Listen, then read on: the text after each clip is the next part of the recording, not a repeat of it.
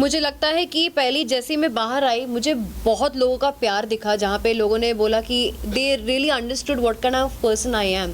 आप लोगों ने मुझसे कन्वर्सेशन तो किया है, लेकिन मेरी एक्चुअल पर्सनालिटी जो मैं रियल में हूँ वो भी आप लोगों ने देखा है। इस चीज़ का मुझे बहुत खुशी है कि मैं एक बहुत अच्छी इमेज के साथ बाहर आई हूँ।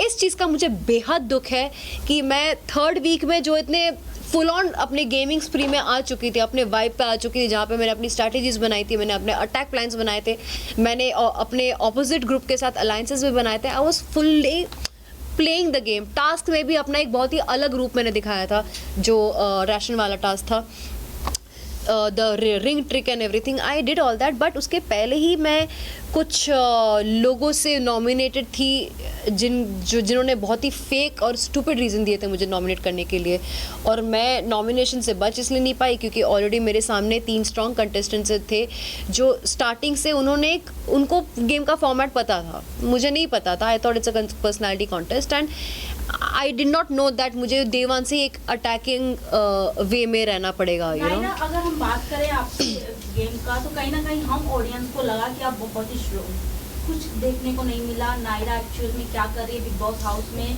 उसने क्या क्या खेला वो दिखाई नहीं, तो कहीं ना कहीं ऑडियंस को ऐसा लगता है कि कनेक्ट नहीं हो पाए। या कहीं ना कहीं जैसे कि रोहित सर ने कहा कि वोटिंग कम आई, वोटिंग का वजह ही ये है कि आपको देखा ही नहीं गया। एग्जैक्टली हम जहाँ वो कर रहे थे, एक्सपेक्ट कर रहे थे पिशाचिनी जैसे शो में आपका एक रूप देखने को मिला, हमें लगा कि नायरा फुल्ली सबका फाड़ देगी, बट हमें वो नहीं देखने को मिला। हाँ, को नहीं मिला। नहीं, मेरा नेचर ये थोड़ी है कि मैं जाते ही लोगों के ऊपर कुछ लांछन लगाऊंगी और फिर उनके ऊपर चढ़ूंगी और झगड़ा करूंगी। ये मेरा नेचर नहीं है कि मैं वो जाके करूंगी। अगर मुझे पहले किसी ने ब्रीफिंग दिया होता कि नायरा ये गेम है अटैक का, आपको जाके ज़बरदस्ती इसकी पैंट लूज क्यों है, इसका वो क्यों लूज है, जाके मुद्दे बना के झगड़े करने होंगे, तो मैं 100% सोचती कि ये गेम मेरे लिए है कि नहीं। मुझे लगा था, मुझे बार बार बताया गया था कि ये आपको बिग बॉस नहीं देखना है ताकि आप ऑर्गेनिकली करो जो आपको करना है। एंड ऑर्गेनिकली आप जब किसी नए जगह पे जाते हो आपको 1-2 हफ्ता लगता ही है आपके आसपास के लोगों को समझने के लिए और आपकी वाइब समझने के लिए, which was a very natural process. तो मेरा वही हुआ। तीसरे हफ्ते में मैं सब कुछ समझी, मैं स्टेबल फील करने लगी और मैं अपना गेम खेलना शुरू की थी।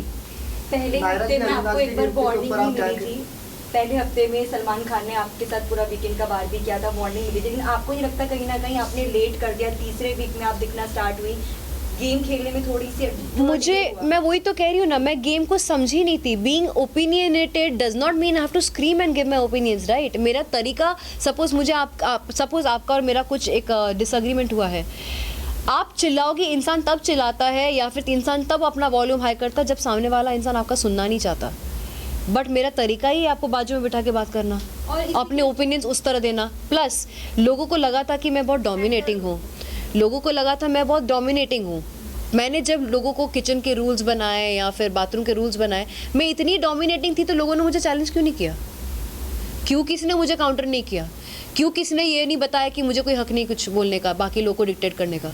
वाई नोबडी चैलेंज्ड मी? सब मेरी बात सुन के बैठ क्यों गए फिर? तो मैंने तो अपना काम निकलवा लिया ना लोगों से।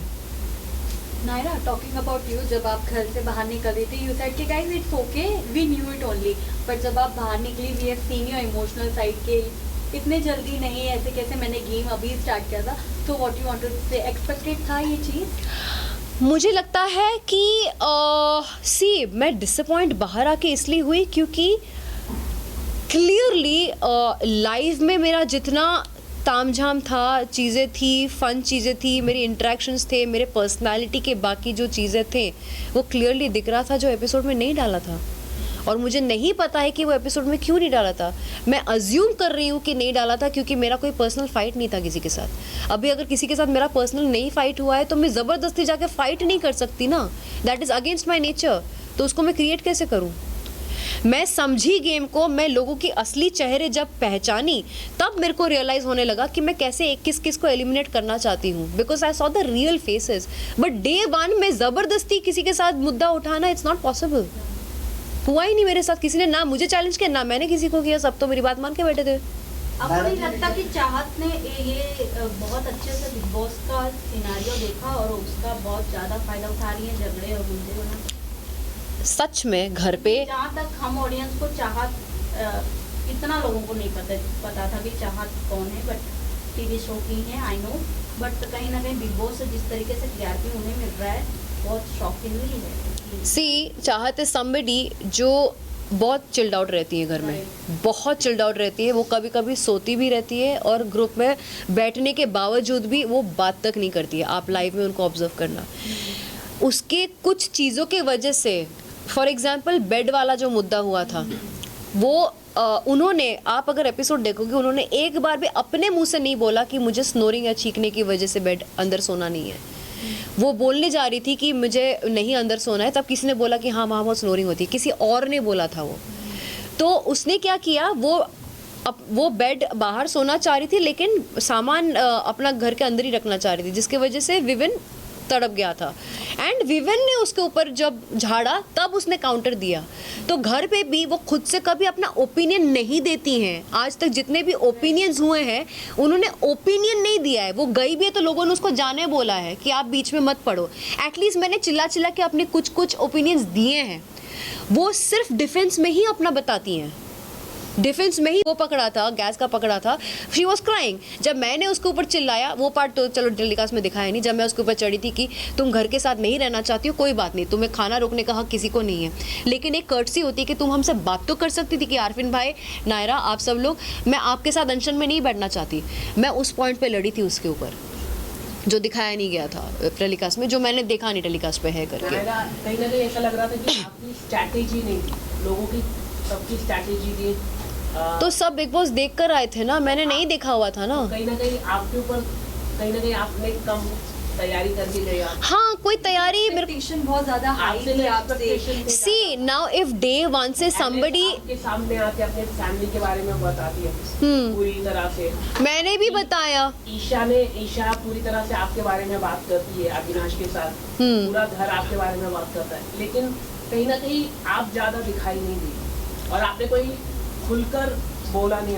आपके बारे में बात हुई घर में, लेकिन आपने वो मुद्दे वोकली नहीं उठाए। मेरे बारे में बात हुई लेकिन किसी ने मुझे डायरेक्टली नहीं बोला, तो मैं उस चीज का क्या करूं फिर। क्या आपने अच्छा PR टीम नहीं करा?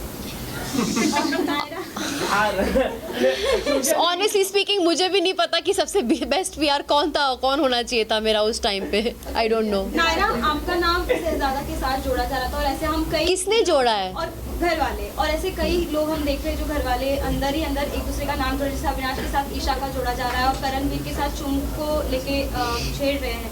तो आपको क्या लगता है कौन सा रियल कपल आने वाले टाइम में बनेगा, या फिर क्या फेक दिख सकता है, या बिग बॉस के लिए सब करते हैं? मुझे लगता है करण एंड चुम का हो सकता है क्योंकि गेम के लिए रियल फायर मैंने किसी में भी नहीं देखा है, सच कहूँ तो।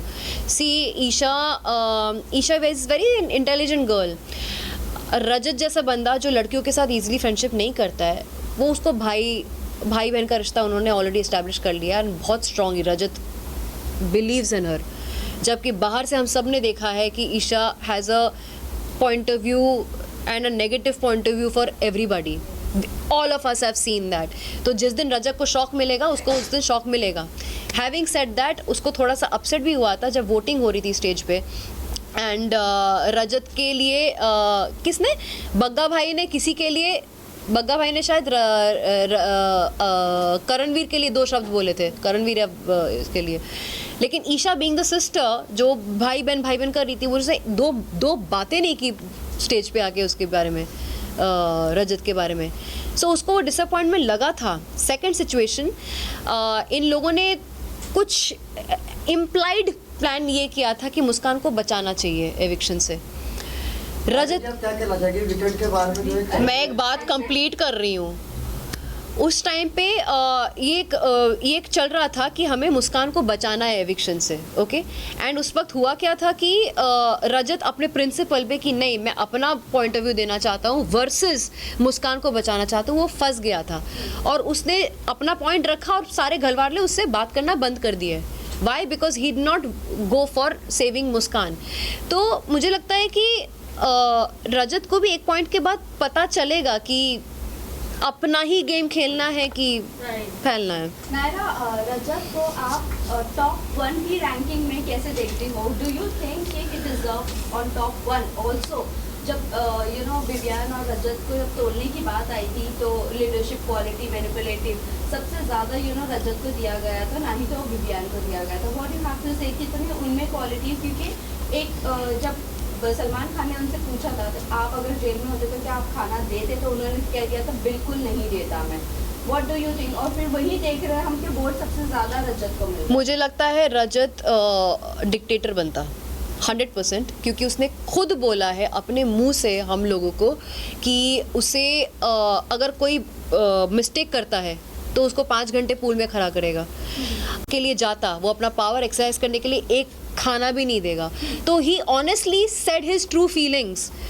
तो हमें, और मुझे ये पता है जब ये वाला टास्क हुआ था जहाँ पे चुम, आरफीन और रजत के बीच में मैंने रजत का गुड्डा हटाया था, मेरा रीज़न बाद में ये भी था कि तुम बहुत ज़्यादा इम्पल्सिव हो। एक टाइम गॉड, एक लीडर इम्पल्सिव नहीं हो सकता, आप डिक्टेटर वाली क्वालिटी लेकर नहीं आ सकते। You have to be somebody who is balanced, who can work around the house very well. So उस रीज़न की वजह से रजत को ना एक थोड़ा सा टशन हो गया था मेरे साथ, बट प्यार से आके बात करके नलीफाई करके भी चला जाता था। नायरा, कहीं ना कहीं ईशा और एलिस की जो बॉन्डिंग हमें दिखाई जा रही है और आफ्टर उनका फ्रेंड जो उन दोनों को प्रोटेक्ट कर रहा है, कहीं ना कहीं उन्हें पता है कि हमें एक रिलेशन तो बना के रखना है बिग बॉस हाउस में। लव एंगल नहीं बन सकता, भाई एंगल ही सही। तो आपको क्या लगता है अगर आपका कहीं अच्छा बॉन्डिंग रहता तब तक आप घर में रहती, या फिर उन दोनों को क्या नाम, इन तीनों को क्या नाम देना चाहेंगी? देखो, इनका गैंग को तो मैं सिंड्रेला सिस्टर्स बुलाती थी पहले। अब मुझे सच में पता चला कि चुगली चाचियाँ तो थी हैं, ये है ही, वो पूरा टाइम वही करती रहती हैं। हैविंग सेड दैट, मुझे उनके फ्रेंडशिप से भी बहुत ज़्यादा इंस्पिरेशन मिलती है। वो they are very tight with each other. भले ही वो लोग घर के लिए थोड़े वैसे टाइप के हैं, सिंड्रेला सिस्टर्स जैसे हैं, जो उसका भी उसके साथ रह के उसको भी बहुत ज़्यादा वो करते हैं, but at the same time I really, मुझे अंदर से बहुत इच्छा भी होती थी कि काश मेरा भी ऐसा बॉन्ड किसी के साथ था। एंड अनफॉर्चुनेटली मेरा बॉन्ड ऑलमोस्ट 2 जन के साथ ऐसा बन भी गया था, श्रुतिका और शहजादा के साथ। इट्स जस्ट दैट मेरा जब गेम ही स्टार्ट हुआ तभी के तभी ओवर हो गया।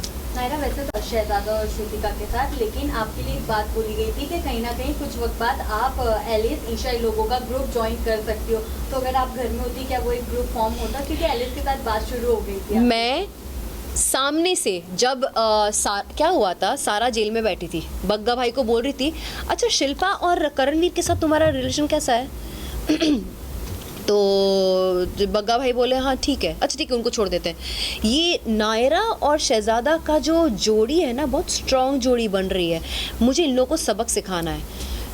फिर बग्गा भाई ने बोला उसके रिटर्न में कि मुझे एलिस और इन तीनों को भी सबक सिखाना है, क्योंकि एलिस और ईशा हमेशा बग्गा जी के ऑपोजिट में जाती थी, करेक्ट। तो ये चीज़ शहजादा ने सुन लिया था कि हम पांचों को टारगेट किया जा रहा है, मुझे शहजादा को, अविनाश को, एलिस और ईशा को, हम पांचों को टारगेट किया जा रहा है टॉर्चर करने के लिए।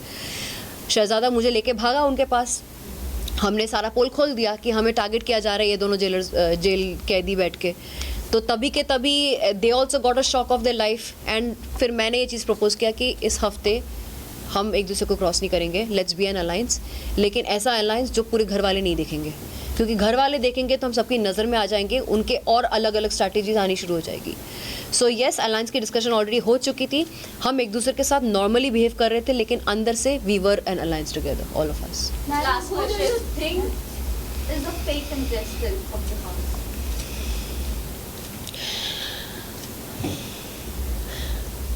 मुझे शिल्पा और जी आउटराइट फेक लगती हैं, बग्गा जी हिडन है, वो कन्वीनियंस के हिसाब से उतर चढ़ाव उनका रहता है, लेकिन शिल्पा जी वो बहुत ही विक्टिम कार्ड प्ले करके बहुत सेफ खेल रही हैं, एक तरफ विविन और एक तरफ करण को रख के।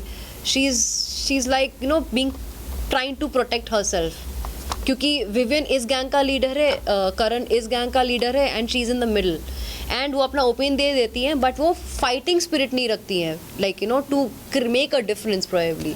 सो I think she is playing that safe victim वाला जोन। आपको जो एक टैग दिया गया है, ये बहुत ही गलत किया गया है। टैग मिला है लाडला। कलर्स का लाडला। यार घर का लाडला है तो है, वो कलर्स का लाडला भी क्या कर सकते हैं। आप भी तो कलर्स की शो हाँ, लेकिन मैंने सारे के सारे कलर्स शो नहीं किए ना, उसने किया भी है, उसके सारे हिट भी गए हैं और उसको टॉप 2 का पोजीशन भी मिला हुआ है, एक बहुत ही सेफ एंड सिक्योर जोन में है, तो शांति से खेल सकता है वो। ये तो बिग बॉस ने दिया है टॉप 2 का टैग, मतलब इनको, एलिस को और विवियन को। आपके अकॉर्डिंग कौन हो सकता है? मुझे लगता है विवियन के चांसेस बहुत हाई है। सेकंड मेरे हिसाब से मुझे लगता है कि अगर मेरा गेम स्टार्ट होता तो मैंने खुद को अविनाश और विविन के साथ देखा था टॉप 3 में, लेकिन टॉप 5 में देखा जाए तो डेफिनेटली करणवीर और रजत भी आते हैं। Thank you. एक लास्ट क्वेश्चन है हाथ नायरा, नीचे। एक अफवाहें उड़ रही हैं कि नायरा अगर घर से बाहर आई हैं कहीं ना कहीं उनकी पर्सनल चॉइस है क्योंकि उनका बहुत जल्द फिल्म आने वाला है। इसमें कितनी सच्चाई है, आप कुछ बताना चाहें आप? यार फिल्म आ रही है, वेब सीरीज़ भी आ रही है, बहुत सच्ची बात है, लेकिन वो सब जनवरी में आ रही है। मेरा कोई रीज़न नहीं था बाहर आने का, ये एक रॉन्ग एविक्शन हुआ गया है, अनफेयर एविक्शन हुआ गया है मेरे साथ। Thank you so much, thank you. Thank you सवाल उठाया था। Thank you. ओके बोलो। उस पे ये कहना चाहती हूँ कि दोनों बच्चों की तरह लड़ रहे थे, दोनों ने एक दूसरे की इज्जत उतारी। उसने भी बोला कि तुम मुझ पे लाइन मारते हो, इसने भी बोल दिया कि तुम जूते की भी बराबर नहीं हो। तो वो उनका पर्सनल फिटूस जो है वो हो चुका है। I don't want to comment क्योंकि बहुत ही नीच टाइप का झगड़ा है, मेरे लेवल का झगड़ा नहीं है ये। Thank you, thank you. Set का झगड़ा है, सेट का झगड़ा है उनका। हाँ, वो उनका सेट का झगड़ा है, ये मेरा झगड़ा नहीं है, ये घर का झगड़ा नहीं है, ये उनका पर्सनल झगड़ा है। चार वाले लोग फाइट हुई नायरा, आपने देखा? किसका? उनकी मम्मी होगी। हाँ देखा ना मैंने, देखा। थैंक यू, बस हो गया। Thank you so much. Visual